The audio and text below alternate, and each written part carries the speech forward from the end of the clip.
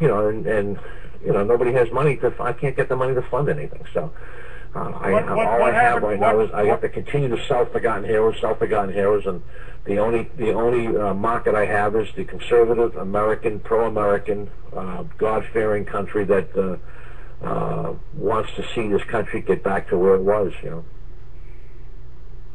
All right, I've got a few more minutes here. The website is ForgottenHeroesTheMovie.com. All the links are on there.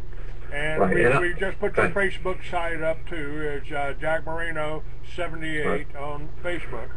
Right, and also I have a radio show on LA Talk Radio every Friday night called Jack Marino Warrior Filmmaker, and I have it's latalkradio.com. It's Friday night, 8 o'clock Pacific Standard Time, and I basically talk about you know, what it's like to be a conservative in Hollywood. I bring on independent filmmakers because there's a gang of us out here that are going through the same problem. I mean, you know, they treat us like lepers out here. So, you know, and I was gonna have, you know, when I got back on the radio, I mean, I was planning, because I was talking to Andrew. Last time I talked to Andrew, I had seen him, and I said, you know, this is before my wife got sick.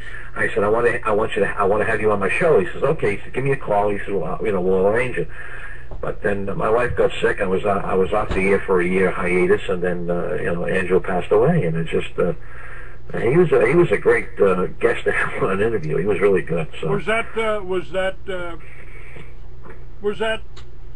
Andrew Breitbart? Andrew was the one who exposed SCIU. I mean, he used to go into these rallies and stand up to these thugs, these union thugs. I mean, he was remarkable. You know. There are some people who think that he was just, you know, basically killed. You know, it's very suspicious because he was at CPAC, and he said on March 1st, you wait till what happens on March 1st. We're going to vet Obama, and on March 1st is when he died. But you know, but Andrew had heart trouble. I mean, he always had heart. You know, he was 46. He used to like to eat a lot. You know. You know, they said he had a drinking problem, but I mean, I've been in Andrew's presence. I mean, you'd have a glass of wine. That was all. You know, I never saw him drunk. I never saw him. You know, and I've hung out with some actors who are drunks. I mean, we're talking the level of the old Errol Flynn guys. You know, so no, he was never that way.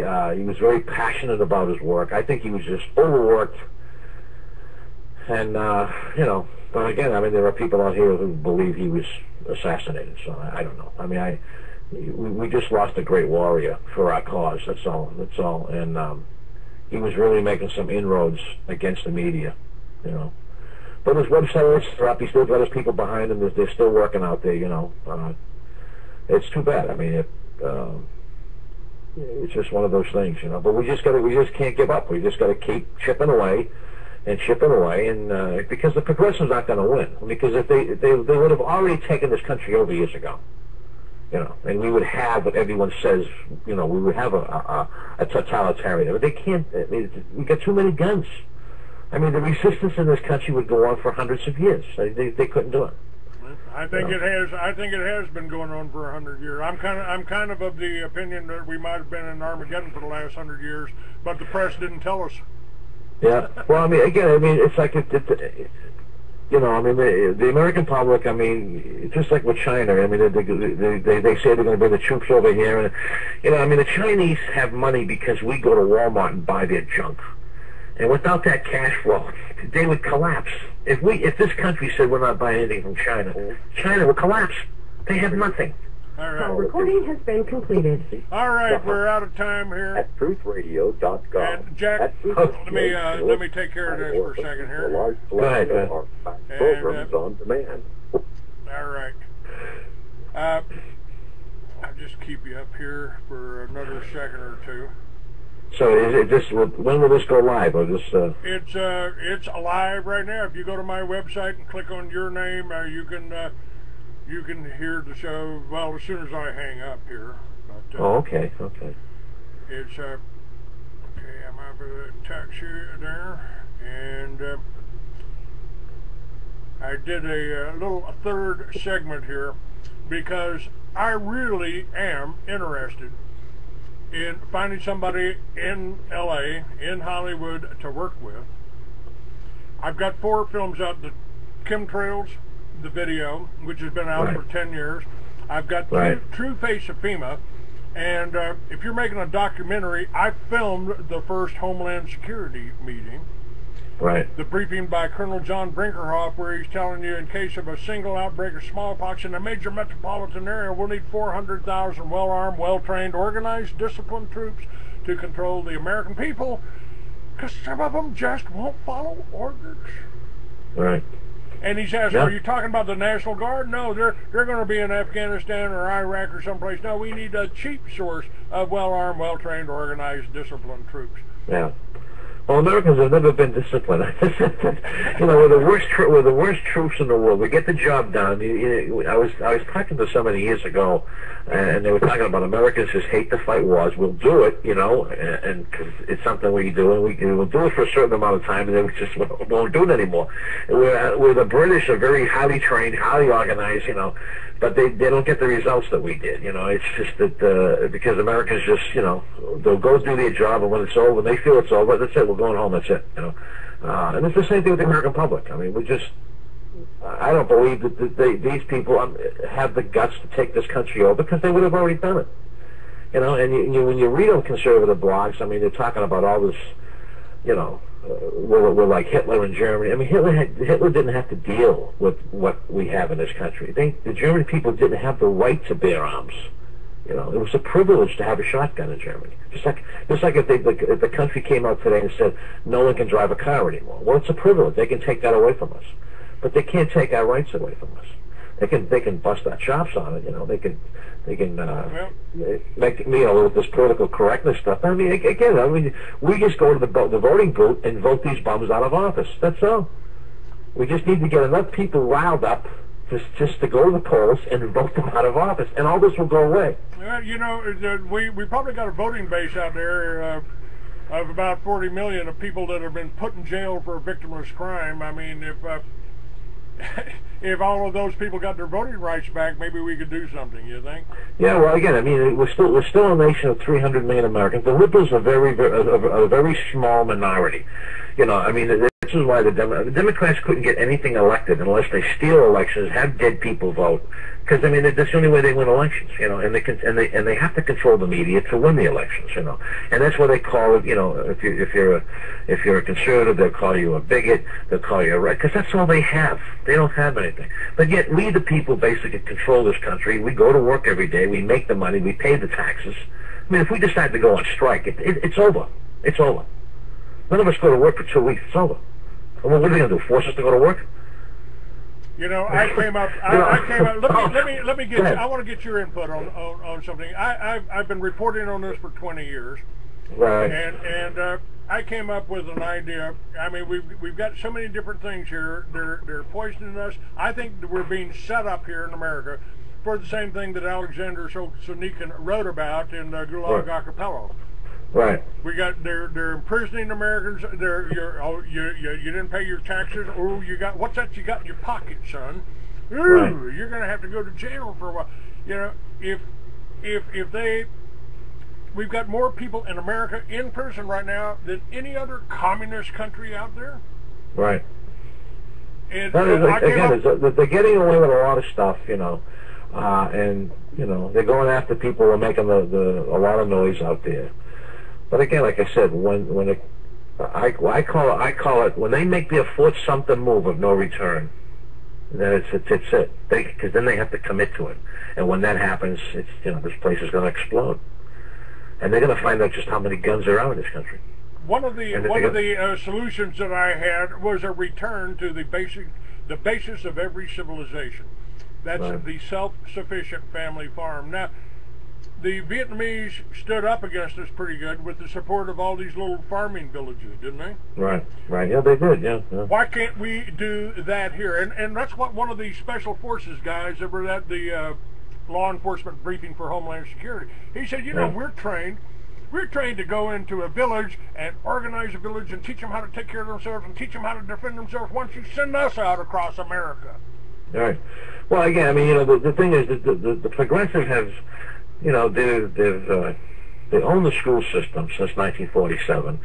I mean, yesterday I was watching a video on the computer. You know, these young kids out of New York were singing "God Bless America," the Lee Greenwood song, and these people, these liberals, come up there and they were screaming at these kids because some congressman was running for office and he had these kids singing that Lee Greenwood song about America. And they were saying, you know, these kids are going to burn in hell. Why? Like, you think they were singing some kind of demonic song, you know?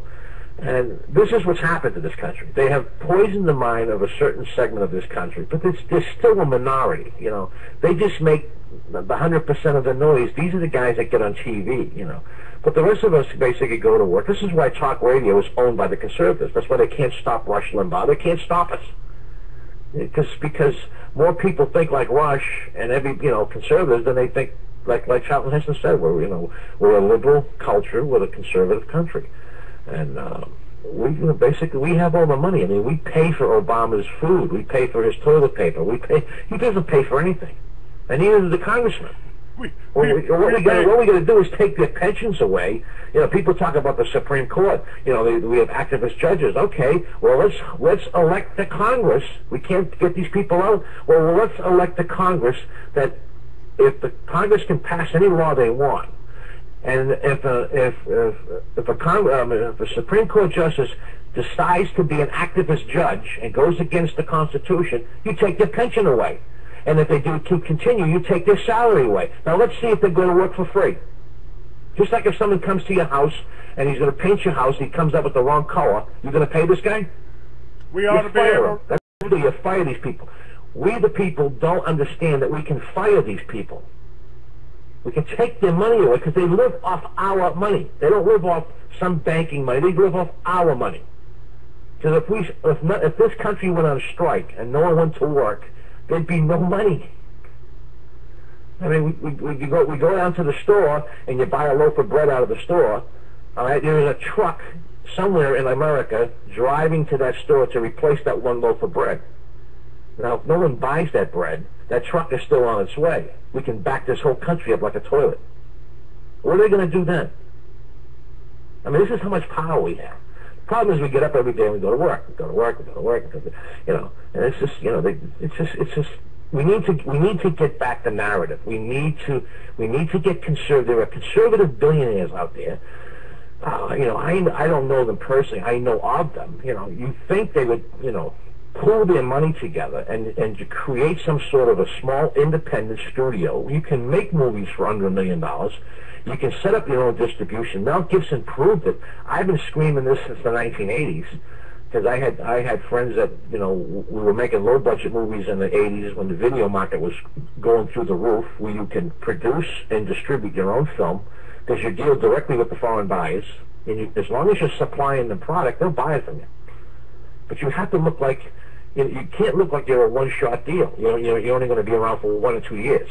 So you got to make enough movies in your inventory to make them think, okay, these guys are here for 10, 20 years.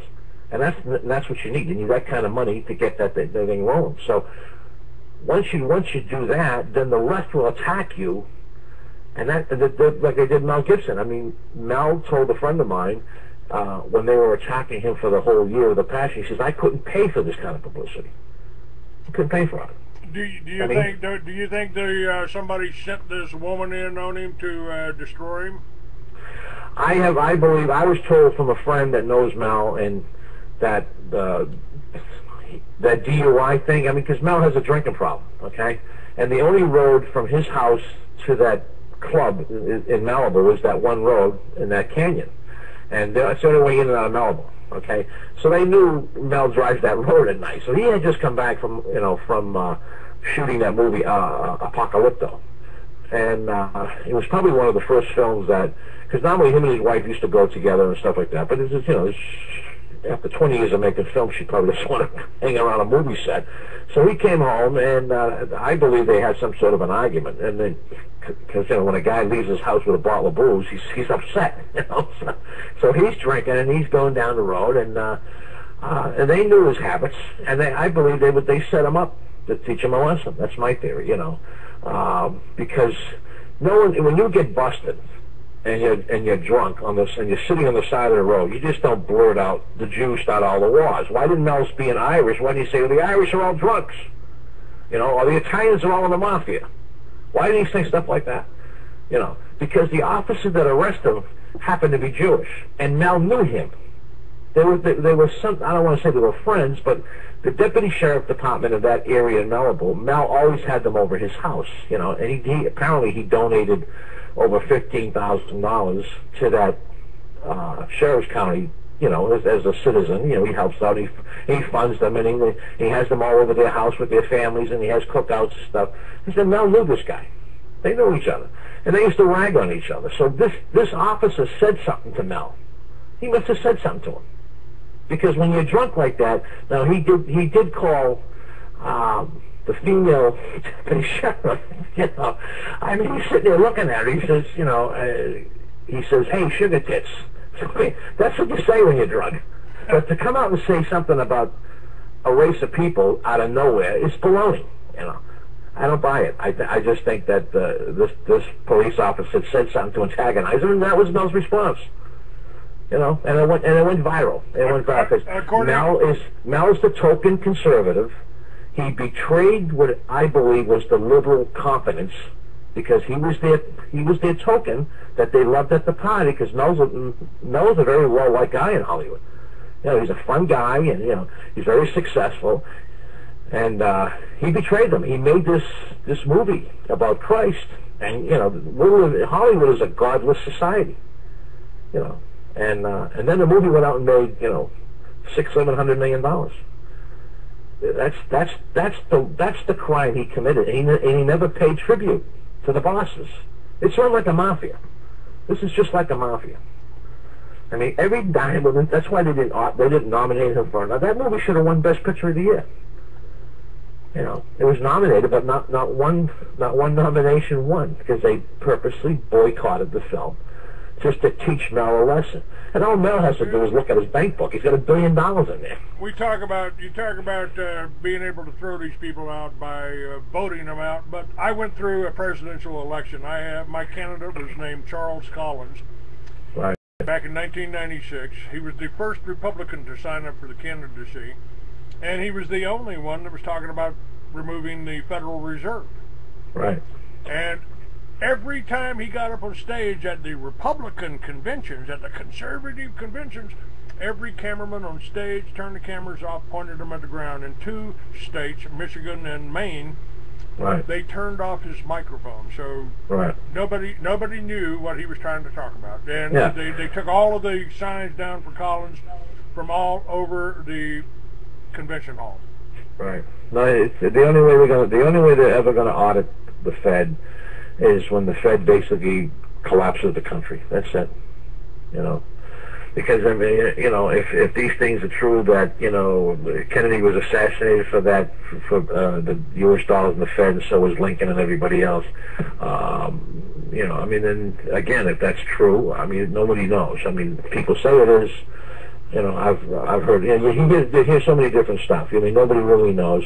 I mean, the corruption in this country and in the world is just phenomenal. You know, we need to get back to a faith. We need to get back to religious beliefs. You know, Christianity. I mean, that's it. And the American public is where the power is. I mean, eventually, if enough people vote in enough congressmen in Congress. Says audit the Fed. What's the Fed going to do? What are these people going to do? These bankers going to do? I think they should all be hung after a fair trial, of course. But yeah, but I mean, the thing is that if Congress, if the people vote these, let's say, these conservative, anti-Federal Reserve people in, and they pass a law, there's nothing the Fed can do. The bankers can't kill 500 members of Congress. They can shoot a president, but they can't kill 500 people. Nope, but if you print your very own money, you can sure buy up the whole neighborhood, and I think that's well, you can. And again, like I said, if the American public has to, people like us have to run for Congress, and then basically can't be bought. I mean, this is what happened with Clinton. He purges himself in a deposition. I don't care if he stole gum from the refrigerator in the White House. The man purged himself, okay? And everyone said, well, it's about sex. Who cares about sex? This guy, under a deposition, they asked him if they asked him a question, was Monica Lewinsky ever in the Oval Office, and he said he didn't remember. I mean, he's a liar. Right there, he perjured himself. You and I would go to jail. Now, the Clintons had files on everybody, and that's why the Democratic Congress, I mean the Senate, didn't prosecute this guy, didn't fire him, because they had files on these people, because all these people are dirty. They're either cheating on their wives, or they're into some kind of, you know, gay sex, or pedophilia, or bribery. I mean, there's something on everybody. So, she had all the files. So what we need to do is we need to get people in there who can't be bought, who basically are honest, and this country's loaded with people like that. But there's no incentive for them to run. That's right. This is why we're dealing with all these mobster these people. They all think they're mob guys, you know. In my fiction novels 40 years ago, yeah, the way it was turned around, the way a honest president was elected, the way the victimless crimes were abolished, was because my character, who half the world thinks is the Antichrist, the other half thinks is the Messiah, my character went to a film producer and started producing films. Right.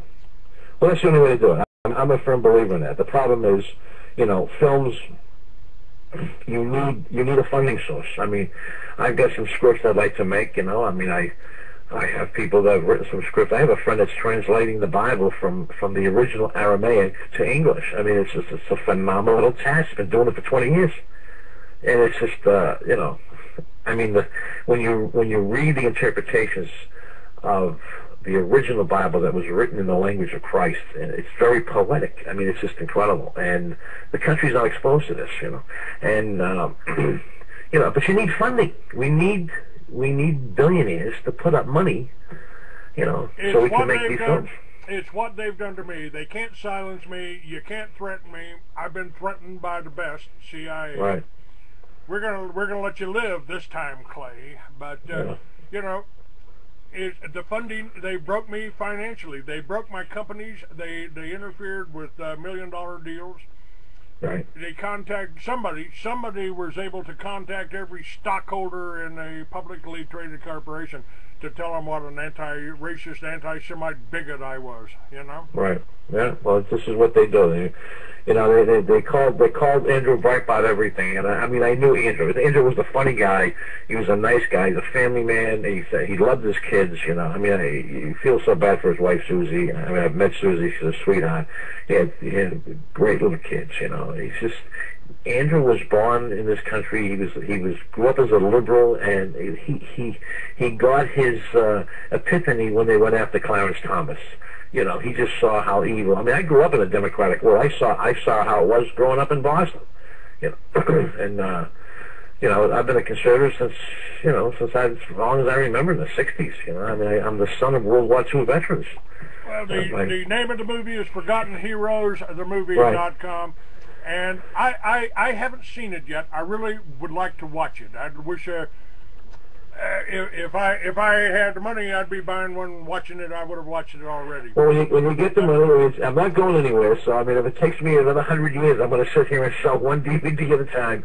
You know, and that's just the way it is. I'm not going to give up. I haven't given up. It's been they blackballed me in 1990. I'm still here. I still have the film. I mean, as far as I'm concerned, I got a $10 million piece of equity in my garage. I get DVDs in my garage, so you know, I'm just gonna. I mean, there's 300 million Americans. You know, if I sell one, it's 1% of that. I can raise money and make more movies. That's good. I appreciate what you're doing, and well, I'll do what I can to help. I have my website. I do get quite a few hits on the website, and the thing. I've got links to your site up. I've got your film up on my website. Well, thank you very much, Clyde. Yeah. I will keep it up there. I will keep an ad, and if you get some sales off of it, you get some. You can always buy some of my books. Okay. Okay. Okay. You know, and I've got a few scripts sitting around. You know, the series that I did for HBO, right, was called the Lucifer Legends, right, or Lucifer Legacy, working title. Right. And I go back about 6,000 years and create a immortal character Right. Nice. Well, the thing is, the great thing about filmmaking is, you can create any kind of a story, you can inspire people. I mean, film is very dangerous, but it also can be very positive and very uplifting. And, I mean, the Hollywood guys that ran the studios, Jack Warner, they were all Eastern European Jews who came from abject poverty and oppression most of them were from Russia. They're Polish Jews that lived in the Russian area. They came over here with nothing. They were pro-American. They believed in God, believed in this country. They were conservatives. They were flag wavers, and they created an industry that's just, it's a great industry. I mean, and they made all those great, I mean, they made John Wayne movies. They funded John Wayne's films, Errol Flynn movies, all the great movies, until this generation of baby boomers took over. And they have no talent. I mean, they're making money. They're money-making machines, Spielberg and these guys. I mean, Spielberg is no John Ford or Howard Hawks or Orson Welles. And that's it. They just don't know how to tell a story. So everything is glitz and everything is an agenda. They keep attacking conservatism. And why Americans go to the theater and spend $20 to have the likes of George Clooney and Sean Penn basically urinate on them and on their beliefs is beyond me. I mean, you can shut this town down if you don't go to the theaters and don't, just support conservative films. That's it. That's all you have to do. All right. And I'd like to have you back in a week or two. Okay. And let's see what kind of results you get off of my website. I did this interview with you in 3 half-hour segments, which will be put up on YouTube. Okay. On the Free American channel, Free American 69, and it'll be up on my website, freeamerican.com, and I'm going to keep your books up there and links to your site because we do need to sell films. I've got films to sell too. Right. Got the DVD duplicator here. All I need is about $40 for a printer here for an ink cartridge. So. Right. I've done the same thing. I know. It's like I said, it's a great country. I mean, they can't stop you. I mean, even if you go on a street corner selling them, one at a time, anything can happen in this country. Anything. So, I mean, I can meet somebody that would just all of a sudden, boom, I get national exposure. I mean, it's if you quit, then you'll never succeed. That's the thing. That's right. You can't fail at anything if you don't quit. That's right.